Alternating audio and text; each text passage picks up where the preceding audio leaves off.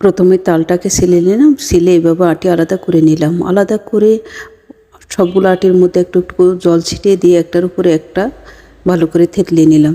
থেতলিয়ে নেওয়ার পর 20 মিনিট ঢেকে রেখেছিলাম। ঢাকনা খুলে গ্রেটারের সাহায্যে রসগুলো বের করে নিলাম। এভাবে রসগুলো বের করে নিলাম। দেখুন অনেকগুলো রস। আমি একটা মশারির নেট নিলাম, ভালো করে ধুয়ে ওর মধ্যে তালগুলো ঢেলে নিলাম। তারপরে সবগুলো তাল এভাবে ছেলে নিলাম। দেখুন অনেকগুলো আঁশ হয়েছে। আবার পরিষ্কার ন্যাকড়ায় তালগুলো ঢেলে নেব। ঢেলে নেওয়ার পর আমি 20 মিনিট ঝুলিয়ে রাখবো। তার ভিতরে যে এক্সট্রা তিতা জলগুলো আছে সবগুলো পুড়ে যাবে। এই দেখুন অনেকগুলো তিতা জল। দেখুন 20 মিনিট পর আমার কি সুন্দর তালের কাই হয়ে গেছে। আমি এইভাবে করে ডিপ ফ্রিজে রেখে দেব সারা রাতের জন্য। শক্ত হওয়ার পর আমি সকালে তালগুলো খুলে একসাথে একটা পলিথিনে রেখেছিলাম সারা বছরের জন্য। আবারও ডিপ ফ্রিজে রেখে দেব, যখন খেতে ইচ্ছে করবে তারপর একটু একটু করে নিয়ে